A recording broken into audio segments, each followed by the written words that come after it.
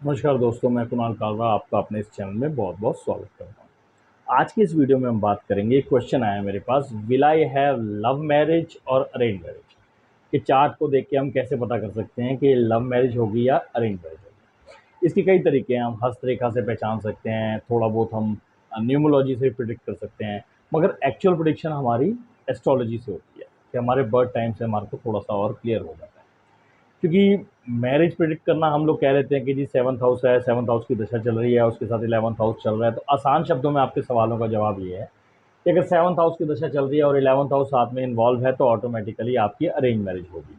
मगर उससे पहले अगर लव के कॉम्बिनेशंस बन रहे हैं, लव के चांसेस बन रहे हैं, लव हो रहा है और ब्रेकअप नहीं आ रहा, तो इसका मतलब, और उसके बाद देखिए एक दशा के अंदर आपके लव के कॉम्बिनेशंस बने हैं। अब वो लव कंटिन्यू रहेगा जब तक ब्रेकअप के कॉम्बिनेशन नहीं आएंगे। तो जब तक ब्रेकअप के कॉम्बिनेशन नहीं आए लव कंटिन्यू रहेगा, लव नहीं टूटेगा।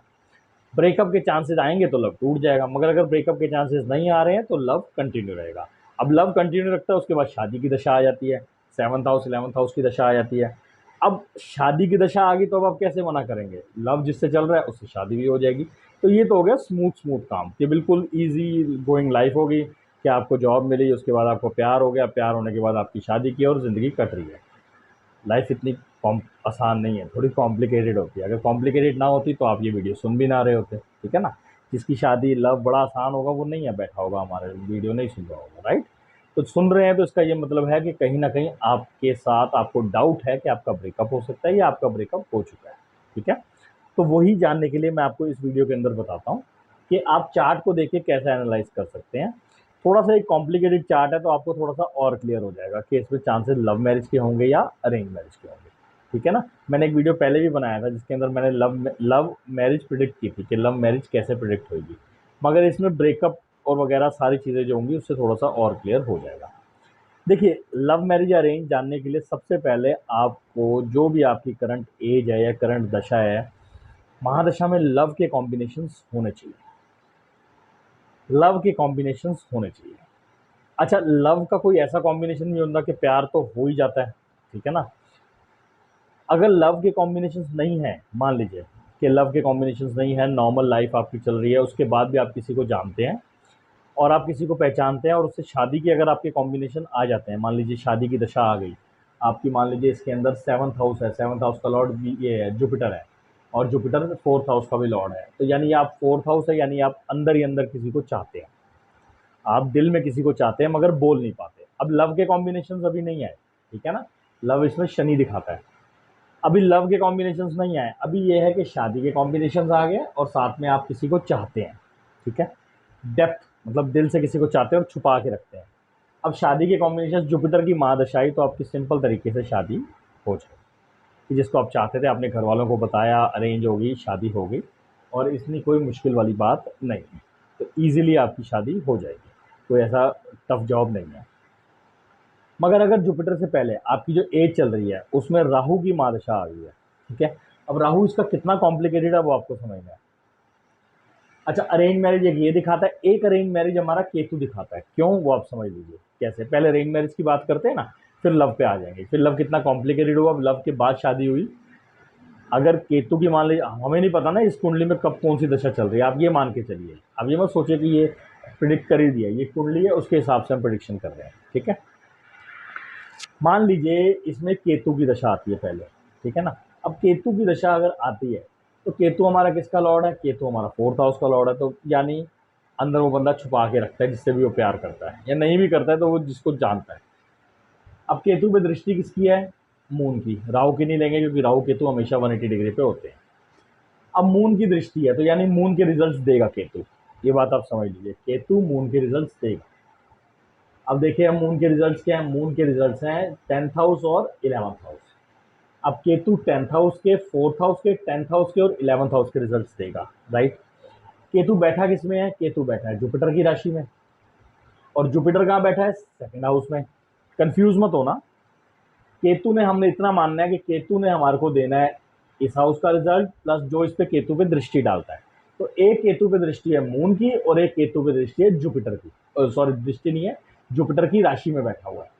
तो जुपिटर के भी फल देगा। अब जुपिटर के फल क्या है? सेकेंड हाउस, फोर्थ हाउस और सेवंथ हाउस, यानी सेकेंड हाउस और सेवंथ हाउस हम मोटा मोटा मान के चलते हैं। तो जुपिटर तो शादी बता रहा है। अब केतु अगर जुपिटर की राशि में बैठा हुआ है तो इसका मतलब जो केतु भी शादी बता रहा है। केतु यानी second house, seventh house, fourth house और 11th हाउस, क्योंकि मून की दृष्टि भी है। तो यानी केतु क्लियरली शादी के कॉम्बिनेशंस बता रहा है और अरेंज मैरिज के बता रहा है कि अरेंज मैरिज केतु करवाएगा। अगर केतु की दशा में इसकी शादी होती है तो अरेंज होगी। अब केतु से पहले बुध भी आता है, तो बुध भी आ सकता है, राहु भी आ सकता है, कुछ भी आ सकता है, ठीक है ना। हम मान के चलते हैं कि ये तो गया केतु में अगर दशा में आई तो इसकी अरेंज लव मैरिज के चांसेस नहीं है, अरेंज ही होगी। लव कम अरेंज नहीं, अरेंज प्योर। उससे पहले ब्रेकअप ब्रुकअप या खत्म हो चुका हुआ है या होगा ही नहीं प्यार। अब मान लीजिए हम इसको ऑपोजिट लेके चलते हैं कि राहु की दशा आ गई।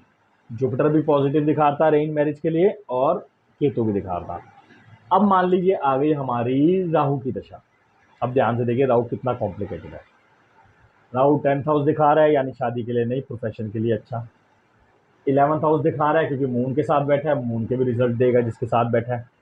तो यानी प्रोफेशनली तो ये बंदा राहु में बहुत स्ट्रांग होगा। तो प्रोफेशनली स्ट्रांग है तो इसका मतलब कि अगर रिश्ते आ रहे हैं तो मनाही तो होगी नहीं उसके साथ, कि भैया प्रोफेशनली बंदा बहुत स्ट्रांग है। अच्छा ठीक है। अब आप ध्यान से देखिए इस पे दृष्टि किस किस की आ रही है, क्योंकि राहु ने एक तो मरकरी के रिजल्ट्स भी देने, मरकरी का रिजल्ट भी 1 और हाउस और 10th हाउस का है। तो यानी प्रोफेशन में बहुत फोकस है इस आदमी का। तो हम कह देते हैं कि इसकी शादी तो होनी नहीं है, अगर इतनी सी कुंडली देखते हैं हम। तो थोड़ा आगे चलते हैं। थोड़ा अगर आगे हम जाते हैं तो अगर हम आगे देखें कि राहु इस पे दृष्टि राहु पे किस किस की है। राहु पे जुपिटर की दृष्टि है, 9वीं दृष्टि अगर हम देखें तो राहु की जुपिटर पे है। तो यानी राहु ने जुपिटर के भी रिजल्ट देने। और अभी हमने थोड़ी देर पहले बात क्या की थी कि जुपिटर जो है वो शादी के लिए पॉजिटिव है। एक तरफ नेगेटिव है मरकरी के कॉम्बिनेशन, एक तरफ जुपिटर शादी के लिए पॉजिटिव है। मतलब नेगेटिव पॉजिटिव सीसॉ चलेगा, करनी है नहीं करनी है, करनी है नहीं करनी है, करनी है नहीं करनी है। तो ये कन्फ्यूजन रहेगी। अब देखते हैं लव आता है बीच में, नहीं आता। लव हाउस की रिस्पॉन्सिबिलिटी शनि को दी हुई है। शनि लव भी कराएगा और ब्रेकअप भी कराएगा। शनि लव भी है और ब्रेकअप भी है। 5th हाउस भी है और 6th हाउस भी है। और शनि बैठा कहाँ है? 1st हाउस में। तो यानी शनि नेगेटिव भी है शादी के लिए और प्यार के लिए पॉजिटिव भी है। शनि की दृष्टि भी राहु पे है, 10वीं दृष्टि अगर आप ध्यान से देखें तो राहु यानी इतने सारे रिजल्ट्स। तो उसकी लाइफ जो होगी वो कंफ्यूजिंग होगी। प्यार होगा, प्यार होगा। अब एक चीज रह गई, मैं एक चीज और इंटरेस्टिंग बताता हूँ। आप मंगल को देखिए, मंगल की 8वीं दृष्टि, मंगल की 7वीं दृष्टि और मंगल की 8वीं दृष्टि। अब मंगल की दृष्टि भी है इस पे, और मंगल क्या बता रहा है? 8वें के रिजल्ट भी बता रहा है, तीसरे के भी बता रहा है। तो यानी ये जो राहु के रिजल्ट्स हो गए, ये 8वां हाउस भी इन्वॉल्व हो गया, 5वां भी, यानी लव भी हो गया, ब्रेकअप भी हो गया, करियर भी हो गया, शादी भी हो गई। तो इसका ये मतलब है राहु इसका जो पीरियड होगा इसमें इसकी एक तो राहु नेचुरल सिग्निफिकेटर है कन्फ्यूजन्स का। तो राहु कन्फ्यूजन्स भी इसको देगा दबा के। प्यार करूं, झगड़ा होना, टर्बुलेंस, मतलब उसमें झगड़ों में परेशानियां आनी, मतलब हिलनी लाइफ उसकी। प्यार की वजह से वो परेशान भी बहुत होगा, वो प्यार उसकी लाइफ में डिस्टर्बेंस भी क्रिएट करेगा। तो सारी परेशानियां उसको राहु की दशा में आपको देखने को मिलेगी। मगर शादी लव की होगी, क्योंकि लव आ गया ना, ब्रेकअप हुआ, लव हुआ, मगर मैरिज भी तो है। तो अगर आप पूछते हैं लव होगी या अरेंज, अगर राहु की दशा में हुई तो लव हुई, जुपिटर की दशा में हुई और केतु की दशा में हुई तो अरेंज हुई, शनि की दशा में हुई तो लव हुई। शनि को महादशा अच्छी मिल गई शादी की तो वो लव ब्रेकअप नहीं मैरिज में कन्वर्ट होगा। हाँ, ब्रेकअप के चांसेस बनेंगे, परेशानियां आएंगी, मगर कह रहे हैं बादल आएगा, बारिश नहीं आएगी, मतलब इतनी परेशान नहीं करेगी। तो ये था कि आप प्रिडिक्ट या देख सकते हैं कि लव होगी या अरेंज होगी, दशा पे डिपेंड करता है। शायद मैं काफ़ी लंबा और काफ़ी ज़्यादा बोल गया, हो सकता है आपको बोर भी लगाओ।